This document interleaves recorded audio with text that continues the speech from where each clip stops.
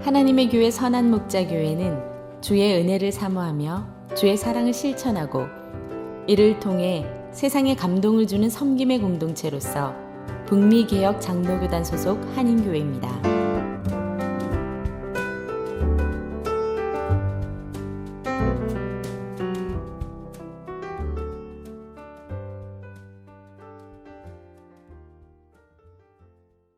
창세기 11장 1절에서 9절까지 말씀입니다.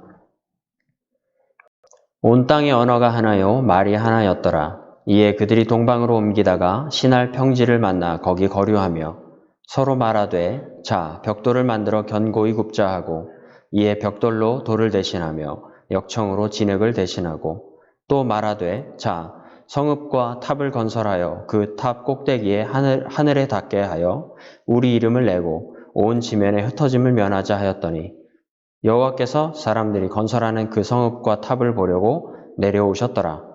여호와께서 이르시되 이 무리가 한 족속이요 언어도 하나이므로 이같이 시작하였으니 이후로는 그 하고자 하는 일을 막을 수 없으리로다.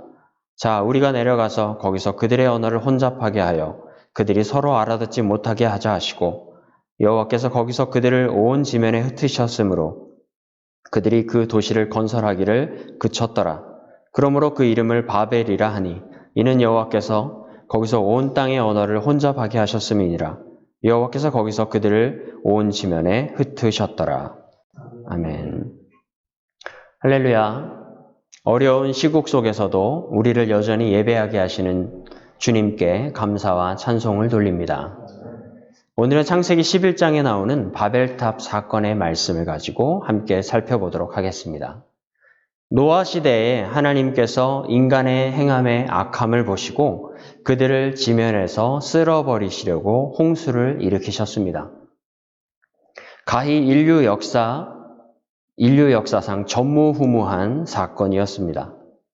대홍수 사건으로 인해 전 인류는 죽게 되었고 오직 방주에 탄 노아와 그의 가족들만이 구원을 얻었습니다. 그런 후에 창세기 10장은 그들이 다시 하나님의 은혜로 땅을 정착하여 번창하는 내용을 기록하고 있습니다. 그래서 창세기 10장은 노아의 아들 셈과 함과 야벳의 족보가 기록되어 있습니다. 그러한 가운데 아마도 창세기 11장에 바벨탑 사건이 발생하게 된 것 같습니다. 창세기 11장의 말씀을 간략히 살펴보면 노아의 자손들이 번창하여 점점 더 퍼져나가다가 서로 말하되 자 벽돌을 만들어 성읍과 탑을 건설하고 우리가 흩어짐을 면하자 하며 성과 탑을 건설하기 시작합니다. 그들이 성읍과 탑을 건설하는 목적은 4절에서 분명히 밝히고 있습니다. 4절 말씀입니다. 또 말하되 자 성읍과 탑을 건설하여 그 탑 꼭대기를 하늘에 닿게 하여 우리 이름을 내고 온 지면에 흩어짐을 면하자 하였더니 그들의 목적은 세 가지였습니다. 탑을 쌓아 하늘에 닿게 하고 자신들의 이름을 내어 걸고 흩어짐을 면하자는 것입니다. 그들의 그러한 목적은 하나님께서 보시고는 그들의 하는 행동을 악하다 하시며 그들이 더 이상 연합하지 못하도록 하는 하나님의 계획을 보이십니다. 이것이 창세기 11장 전반부에 기록된 바벨탑 사건입니다. 그러면 좀 더 구체적으로 사건의 원인과 결과에 대해서 살펴보도록 하겠습니다. 먼저 첫 번째로 사건의 연대. 이 사건은 언제 일어난 사건일까요? 노아 시대에 홍수가 벌어지고 난 후에 그 자손들에 의해 벌어진 사건입니다. 즉 하나님의 택하심과 심판이 있은 후 다시 새롭게 하신 세상 속에서 당대의 의인인 노아의 자손들에 의해 벌어진 사건이라는 것이죠. 또 창세기 11장 후반부에는 셈의 후손들에 대한 족보가 기록되어 있습니다. 그 족보의 맨 마지막에 아브라함이 등장하게 됩니다. 사건의 연대가 정확히 언제인지는 우리는 알 수 없습니다. 그러나 분명한 것은 노아 시대 이후 그리고 아브라함 전인 것으로 성경 말씀은 기록하고 있습니다. 참 아이러니한 사건이지 않습니까? 노아의 구원과 아브라함의 택하심 사이에 벌어진 하나님을 향한 악한 행동. 이것은 참 아이러니하지 않을 수 없는 사건임에 분명한 것이죠. 우리에게 신앙의 긴장감이 얼마나 중요한지를 이 사건은 우리에게 말하고 있습니다. 당대의 두 의인 사이에 벌어진 하나님을 향한 도전은 우리가 얼마나 나약하고 죄에 노출되어 있는 존재인지를 다시 한번 생각하게 하는 중요한 사건으로 우리가 바라볼 수 있습니다. 두 번째로 사건의 원인이 무엇일까? 그들은 4절에서 세 가지의 목적을 가지고 성읍과 탑을 쌓았다라고 기록하고 있습니다. 탑 꼭대기를 하늘에 닿게 하고 이름을 내며 뭉치자라는 것이죠. 다시 말해서 하늘에 닿을 만큼 높은 탑과 성읍을 건설하여서 혹시 다시 올 홍수를 대비하고 그로부터 우리를 지키자는 뜻입니다. 또 인류의 주인은 하나님이 아닌 이제는 우리의 세상, 우리의 것이다 라고 말하고 싶은 것입니다. 그래서 그들의 이름을 그 탑 꼭대기에 걸어 자신들의 이름을 보이고 온 지면에 흩어지지 말고 우리가 뭉치자 그러면 무엇이든지 못하겠느냐, 무엇이든지 할 수 있다라는 포부를 보여주고 있는 것입니다. 하나님은 다시는 물로 심판하지 않겠다라고 하셨지만 인류는 그 말씀에 불신했던 것이고 하나님이 세상의 주관자이심을 거부하고 있는 것입니다. 이제는 자기들의 세상이 왔다라고 선포하는 것이죠. 그들이 이러한 계획을 할 수 있었던 원인은 무엇입니까? 노아와 그의 세 아들 그리고 그들의 며느리까지 8명의 가족이 방주에서 나온 이후 하나님께서 그들에게 축복하셨습니다. 그래서 그들을 번창케 하셨고 인류의 인구가 급속도로 확장되어 나아갔습니다. 그런데 인구만이 확장된 것이 아닙니다. 그뿐 아니라 하나님께서 그들에게 지혜를 더하사 하나님의 명령대로 생육하고 번성하여 땅에 충만하고 정복하며 다스릴 수 있도록 특별히 사람들에겐 하나님이 지혜를 더하여 주셨다는 것이죠. 쉽게 말해서 그들에게는 다른 피조물들과 다른 방식의 지혜를 가지고 있었고 그것을 가지고 기술을 발전시킬 수 있는 능력을 하나님이 허락하셨다는 것입니다. 그러면 그 주신 능력을 가지고 이 땅에 충만히 거하며 이 땅을 정복해 나아가며 하나님께 영광을 돌려야 될 그 능력을 그들은 자신들을 위해 사용하였다는 것이죠. 그래서 그들은 그 기술을 동원하여 자신들을 지키고 보호하며 구심점 역할을 할 성읍과 탑을 쌓은 것입니다. 사랑하는 성도 여러분, 이 문제는 오늘을 살아가는 우리에게도 여전히 동일하게 적용되는 부분입니다. 하나님은 우리에게 능력을 허락하셨고 우리는 그 능력으로 우리의 보이지 않는 성읍과 탑을 건설하고 있습니다. 인간을 복제하고 자연을 파괴하며 무기를 만들어 실험하는 등 수많은 부분에서 당시 바벨탑을 쌓던 사람들과 동일한 모습을 지금도 여전히 보이고 있다는 것이죠. 물론 합당하고 합리적인 이유를 만들어서 이러한 일들을 행하고 있습니다. 그 결과 중 하나도 지금 우리 앞에 놓여 있는 신종 코로나 바이러스인 것이죠. 바벨탑 사건의 그러면 결과는 무엇일까요? 그러면 이 사건의 결과가 어떻게 되었을까? 하나님께서 진노하셔서 탑을 건설하고 있는 이들의 언어를 혼잡하게 하십니다. 언어가 혼잡하게 되자 그들은 소통하지 못하는 문제로 인해 더 이상 성읍과 탑을 건설하지 못하게 되고 지면에 흩어지게 됩니다. 그들의 언어의 혼잡은 언어가 하나에서 여러 가지로 다양하게 바뀌었다라는 것만으로 끝나는 문제가 아닙니다. 서로가 통하지 않는 언어로 인하여서 경계하기 시작하고 서로가 대적하며 전혀 의사소통이 이루어지지 않음으로 인해서 연합보다 분리가 이루어지게 된 것이죠. 11장 6절 상반절은 이렇게 기록하고 있습니다. 여호와께서 이르시되 이 무리가 한 족속이요 언어도 하나이므로. 무리였고 한 족속이었던 이들이 이제는 서로를 대적하고 분리하는 단계에 이르게 된 것입니다. 한 족속이었던 이들이 서로를 적대시하는 전쟁의 시발점이 된 것이죠. 이것이 바벨탑 사건의 결과입니다.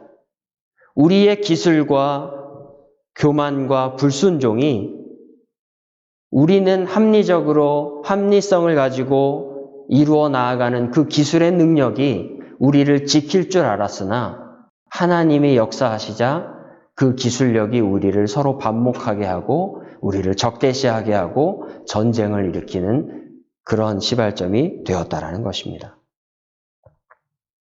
저는 이번 신종 코로나 사건이 발생한 이후 약 2달간의 시간 동안 계속해서 머릿속에 떠나지 않는 말이 한 가지 있었습니다.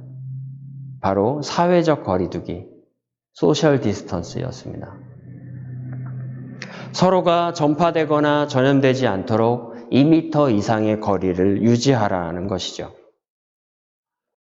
그것을 사회적 거리두기라고 말하고 있는 것 같습니다. 바벨탑 사건 이후 인류는 서로를 경계하며 서로에게 거리를 두고 자손들이 생겨남을 통해 민족적 거리두기가 형성되고 나라와 나라가 서로 분리되어 싸우며 전쟁을 일삼게 됩니다. 인류 역사를 볼 때에 지구상의 단 한순간도 전쟁이 끊어진 시간이 없었다고 하는 것은 분명 의미 있게 지켜봐야 할 부분일 것입니다. 물론 우리가 지금 실천하고 있는 사회적 거리두기는 그런 의미는 아닙니다. 자신을 바이러스로부터 지키고 다른 이들에게 혹 전파하지 않기 위해 서로 거리를 두는 매우 신사적인 방식과 의미를 가지고 있습니다. 그렇지만 그 속에서 인종적 차별이 나타나고 서로를 경계하는 눈빛으로 바라보는 것은 왜일까요? 저도 아파트에 거주하고 있기 때문에 엘리베이터를 이용하게 됩니다. 아파트 관리부에서 엘리베이터 이용 시 함께 탑승하지 않도록 안내문을 붙여 많은 분들이 실천하고 있습니다.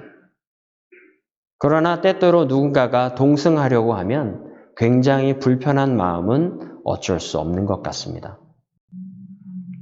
동승한 사람이 먼저 내리든 제가 먼저 내리든 함께 타고 있는 그 순간 갑자기 조용히 숨을 멈추고 호흡하지 않는 제 모습을 보게 되는 것은 왜일까요? 분명 그런 행동을 하도록 유도한 것이 아닐진데 우리는 이 사회적 거리두기를 그렇게 실천하고 있는 것 같습니다. 서로를 위한 행동이고 질병의 확산을 막는 방법입니다. 좋은 의미가 더 많습니다. 하지만 분명한 것은 소셜 네트워크로 전 인류의 거리가 점점 더 가까워져 가는 이때에 영어 하나면 세계 어느 곳에서도 소통이 가능한 이때에 하나님께서 사회적 거리두기를 허락하신 뜻은 분명히 있을 것입니다.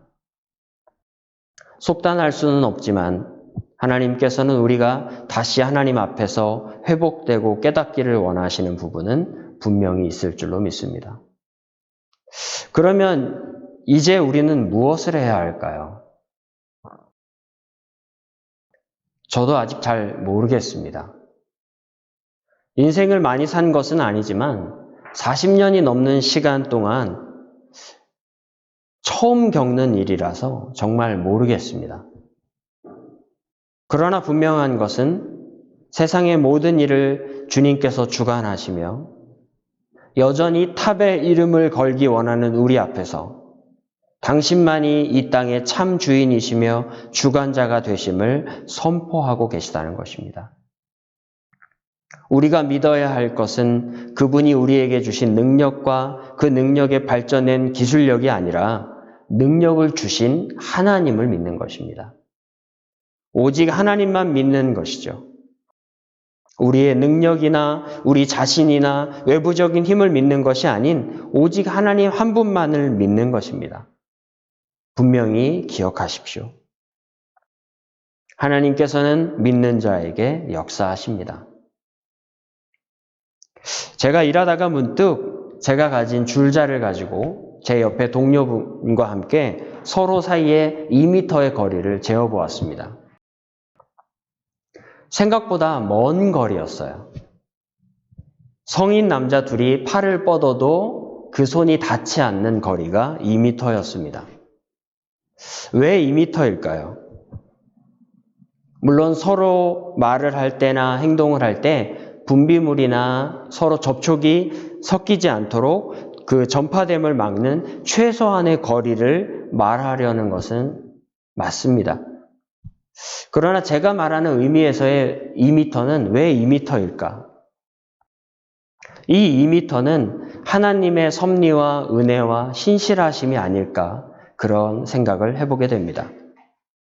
왜 그런가 하면 서로가 의지하려고 해도 닿을 수 없는 애매한 거리. 손을 뻗어보지만 닿을 수 없는 거리가 2m입니다. 내가 그동안 의지했던 내 친구, 내 가족, 내 동료에게 손을 뻗어도 닿을 수 없는 거리. 그런데 만약 나와 내가 의지했던 어떤 대상과의 그 사이에 주님이 계시다면 우리는 주 안에서 주님의 손을 통해 서로 손을 맞잡을 수 있을 것입니다. 또 2m 옆에 있는 누군가가 어려움에 빠져 도움을 구할 때에 바이러스로부터의 나의 안위를 걱정하지만 않는다면 충분히 다가가서 도움을 줄 수 있는 가까운 거리. 결코 멀어서 미처 돕지 못했다라고 핑계할 수 없는 거리. 그것이 2m인 것 같습니다. 그렇게 생각한다면 2m는 경계와 분리의 거리가 아니라 하나님이 우리에게 주시는 은혜의 거리인 줄로 믿습니다. 내 옆에 누군가를 혹은 무엇인가를 의지하지 말고 손을 뻗어 오직 주님 손만 잡을 수 있는 거리. 또 누군가가 도움을 필요로 할 때 다가갈 준비를 할 수 있는 거리. 어쩌면 사회적 거리두기는 정말 그리스도인들에게 필요한 그리스도인들이 실천해야 할 영적 거리두기가 아닌가 생각해 봅니다. 말씀을 맺겠습니다. 홍수 이후 인류가 쌓아야 할 성과 탑은 하나님을 향해 예배하는 예배의 제단이어야 했습니다. 하지만 그들은 주신 능력과 기술로 자신들을 위한 탑을 건설했습니다. 이 바벨탑 사건을 통해 하나님은 인류의 언어를 혼잡케 하시고 그들을 지면에 흩으심으로써 죄에 대한 심판과 이 땅의 참 주인이 누구인지를 선포하고 계십니다. 하나님은 그때나 지금이나 당신의 거룩하심과 주인 되심을 선포하십니다. 그리고 한 가지 더 생각해야 할 것은 바로 하나님의 신실하심입니다. 그 신실하신 하나님께서는 아담과 하와에게 하셨던 여자의 후손에 대한 약속을 에녹을 통해서 보이셨고 노아를 통해 이어가셨으며 다시 인류를 온 지면에 흩으신 후에 하나님의 약속은 여전히 신실하셔서 한 사람을 부르십니다. 창세기 12장 1절과 2절 말씀입니다. 여호와께서 아브라함에게 이르시되 너는 너의 고향과 친척과 아버지의 집을 떠나 내가 내게 보여줄 땅으로 가라. 내가 너로 큰 민족을 이루고 내게 복을 주어 내 이름을 창대하게 하리니 너는 복이 될지라. 이것이 오늘 우리에게 주시는 하나님의 말씀이기를 소망합니다. 코로나 바이러스로 어려움을 겪고 있는 수많은 이들과 특별히 교회들에게 하나님께서 여전히 신실하시며 그 구원을 베푸심에 그때나 지금이나 택하신 이들에게 동일하신 하나님 되심을 우리가 믿어야 할 줄로 믿습니다.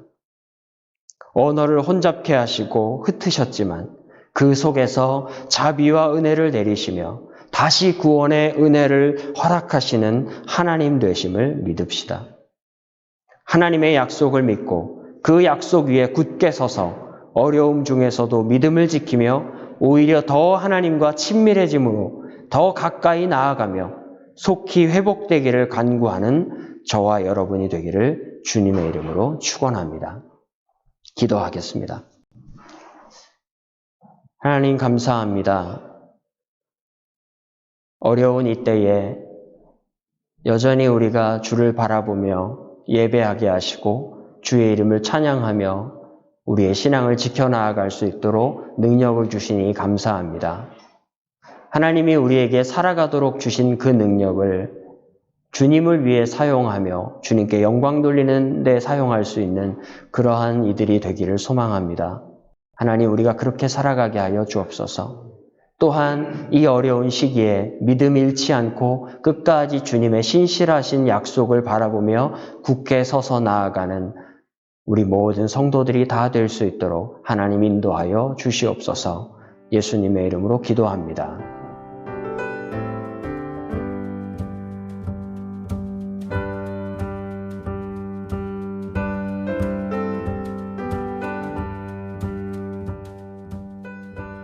하나님의 교회 선한 목자 교회는 주의 은혜를 사모하며 주의 사랑을 실천하고 이를 통해 세상에 감동을 주는 섬김의 공동체로서 북미개혁 장로교단 소속 한인교회입니다.